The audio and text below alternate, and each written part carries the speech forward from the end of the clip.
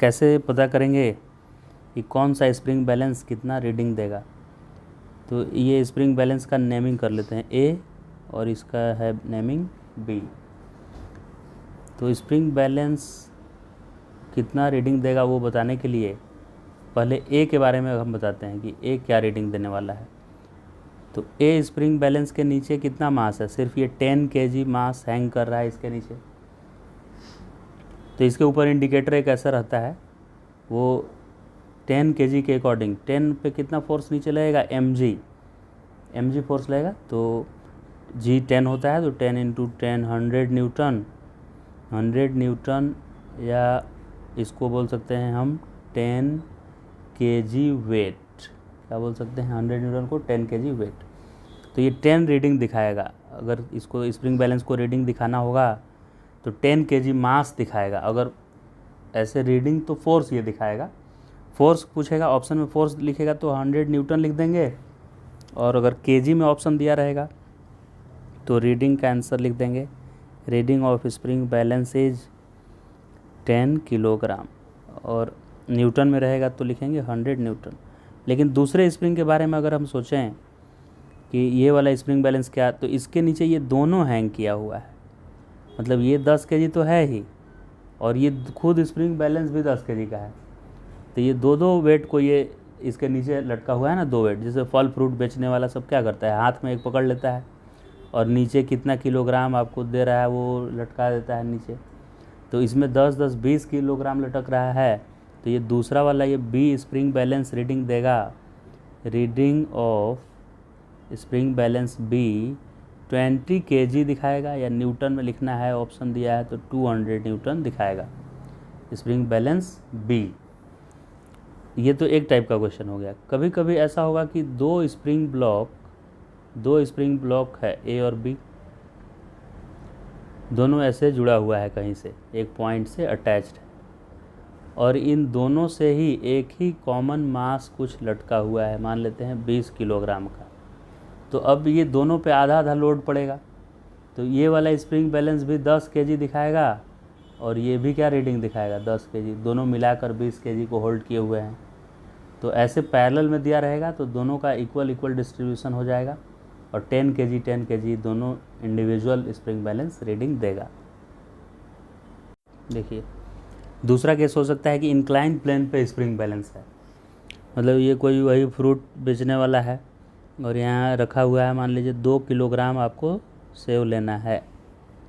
Apple यहाँ पे रखा हुआ है, कितना किलोग्राम एप्पल इस पे है? 2 kg। तो ये 2 kg इसको स्प्रिंग बैलेंस 2 रीडिंग नहीं देगा, वर्टिकल हैंग करेगा तब ये 2 रीडिंग देता है।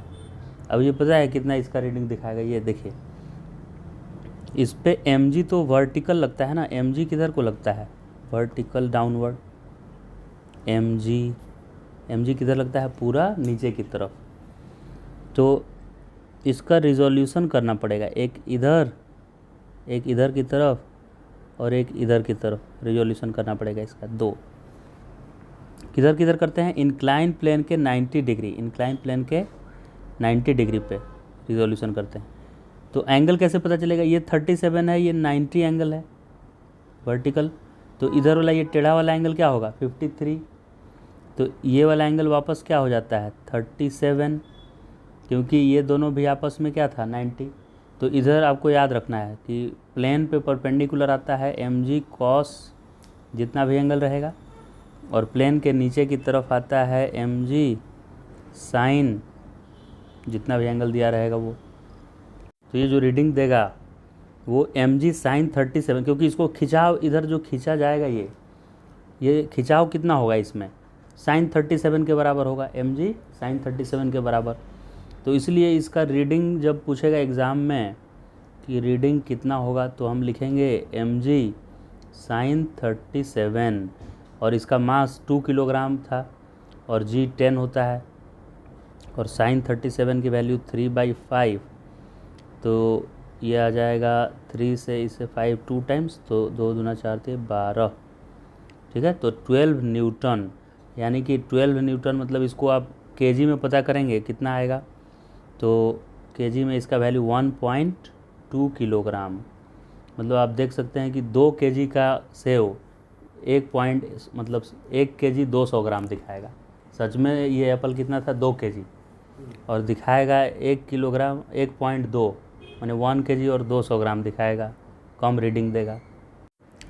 ठीक है, तो अभी अगर ऐसे पुल्ली से कनेक्टेड है, ऐसे दिया हुआ है एक पुल्ली और इसमें स्प्रिंग बैलेंस है एक, सब एक ही जैसा है, खाली आपको ऐसे प्रैक्टिकली सोचना है कि क्या रीडिंग देगा। इधर 10 केजी एप्पल रखा हुआ है, इधर 10 केजी कुछ और मान लीजिए रखा हुआ है, इधर ऑरेंज रखा हुआ है, 2 रखा हुआ है 2 तरफ से तराजू जैसा। तो ये रीडिंग क्या दिखाएगा आपको बताना है हमको। ठीक है, तो देखिए ये रस्सी में 10 केजी टेंशन आ जाएगा, 10 केजी के कॉरेस्पॉन्डिंग मतलब 100 न्यूटन का। इस पे mg फोर्स लगेगा, इस पे भी क्या लगेगा mg। तो m है 10 और g होता है 10, तो 100 न्यूटन इधर से भी, यानी ये अगर रेस्ट में है ये रस्सी तो क्या ऊपर की तरफ भी 100 न्यूटन लगना चाहिए। ये 10 किलोग्राम रुका हुआ है ना, नीचे तो गिर नहीं रहा है, तो नीचे अगर अर्थ इसको खींच रही है 100 फोर्स से, तो क्या रस्सी भी 100 से खींच रहा होगा। ये रस्सी भी 100 से इसको पुल करके रखा होगा ऊपर की तरफ, तभी तो ये 10 केजी का ऑरेंज गिर नहीं रहा है, नीचे रेस्ट पे है ऐसे। तो सेम रोप इस 10 केजी को ऊपर की तरफ फोर्स लगा रहा है, लेकिन पुल्ली के ऊपर नीचे की तरफ लगाएगा, क्योंकि रस्सी किसी को धक्का नहीं दे सकता है, खींच सकता है। तो ये रोप नीचे की तरफ 100 फोर्स से पुल करेगा, ये रोप इस पुल्ली को नीचे की तरफ 100 से पुल करेगा। ये जो रोप बना हुआ है यहाँ, ये रोप क्या कर रहा है, इस पुल्ली को पी से पुल्ली लिख दे रहे हैं, पुल्ली को नीचे खींच रहा है ना, तो दोनों 100 खींच रहा है। तो पुल्ली को अगर गिरना नहीं है तो क्या ऊपर 200 टेंशन आ जाएगा, पुल्ली के ऊपर वाले रोप में कितना आ जाएगा 200, तभी तो 200 को बैलेंस करेगा ये। इसका मतलब कि ये जो स्प्रिंग है ना, इसमें खिंचाव कितना आ जाएगा, 200 न्यूटन का खिंचाव आ जाएगा स्प्रिंग में। तो ये स्प्रिंग रीडिंग देगा कि इसको बोलेगा कि लीजिए 200 न्यूटन फोर्स लग रहा है, तो इसका कॉरेस्पॉन्डिंग अगर केजी वेट में लिखेंगे तो 20 केजी वेट, या मास दिखाना होगा तो 20 किलोग्राम मास दिखाएगा। तो दोनों तरफ 10 हैंग करके रखेंगे तो ये स्प्रिंग बैलेंस 20 दिखाएगा। अब इस टाइप के क्वेश्चन को कैसे सॉल्व करेंगे, देखिए ये स्प्रिंग बैलेंस एक है, बताना है ये क्या रीडिंग देगा। तो ऐसा देखने से लग रहा है कि इधर सर ये 10 है तो 100 न्यूटन फोर्स हो गया, इधर भी 10 है तो mg का वैल्यू मास इंटू जी लिखेंगे तो 100 न्यूटन आ जाएगा। तो ऊपर टेंशन आ गया t, यहाँ भी टेंशन t, तो t का वैल्यू क्या 100 ही होगा, क्योंकि ये रेस्ट में है, ये भी t 100 होगा, रेस्ट में है। तो ये रस्सी घूमते घूमते घूमते घूमते यहाँ तक आ गया, तो इसको इधर से भी खिंचाव होगा 100 न्यूटन का, और इधर से भी खिंचाव हो जाएगा 100 न्यूटन का। तो इस स्प्रिंग को 2 तरफ से लोग खींच रहे हैं 100 न्यूटन से, 2 तरफ से, तो दोनों तरफ 100। एक स्प्रिंग बैलेंस को इधर से भी 100 फोर्स लगा दिए, इधर से भी 100। तो कोई सोचता है कि सर इसका रीडिंग ऐसा होगा कि पहला ऑप्शन बोलता है सब कि लीजिए 0 हो जाएगा रीडिंग, दोनों तरफ से 100 मिला के 0 हो गया, बैलेंस हो गया। तो ये रॉन्ग हो जाएगा, ये ऐसा सही नहीं है। दूसरा बच्चा आंसर क्या करेगा कि सर दोनों तरफ से 100 है तो 200 न्यूटन दिखा देगा ये, यानी कि 20 केजी दिखा देगा, केजी में अगर बात करें तो ये भी गलत हो जाएगा। तो आखिर वो सही है क्या चीज़, तो इसका सही आंसर है कि ये 100 न्यूटन दिखाएगा, यानी कि 10 केजी ही दिखाएगा। ये दोनों तरफ 10 केजी हैंग किया हुआ है, तो ये रीडिंग 10 केजी ही दिखाता है। अब क्यों ऐसा हो रहा है उसको आइए हम एक्सप्लेन करते हैं। तो इसका ये एक्सप्लेनेशन है, हम इधर से समझा रहे हैं एक्सप्लेनेशन। आप एक स्प्रिंग बैलेंस रख लीजिए, और जो हाथ में पकड़ता है वो फ्रूट बेचने वाला, उसको बोलिए कि तू यहाँ पकड़ो, और बीच में हाथ में उसका रस्सी दे दीजिए। तो ये इधर से 100 न्यूटन लग गया, mg का वैल्यू 10 × 10 100, तो नीचे से कितना खिंचाव आया 100 न्यूटन का।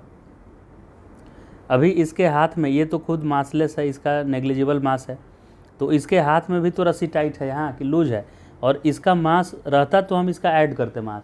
अब ये इसका मास नेग्लिजिबल है, तो इधर वाले रस्सी पे भी तो टेंशन है, ये भी तो टूट सकता है रस्सी, ज़्यादा वेट हैंग करेंगे तो इधर वाला रस्सी भी ऊपर कितना लगा रहा है 100, क्योंकि ये स्प्रिंग बैलेंस रेस्ट पे है इसलिए नीचे 100 है तो ऊपर भी क्या होना चाहिए 100।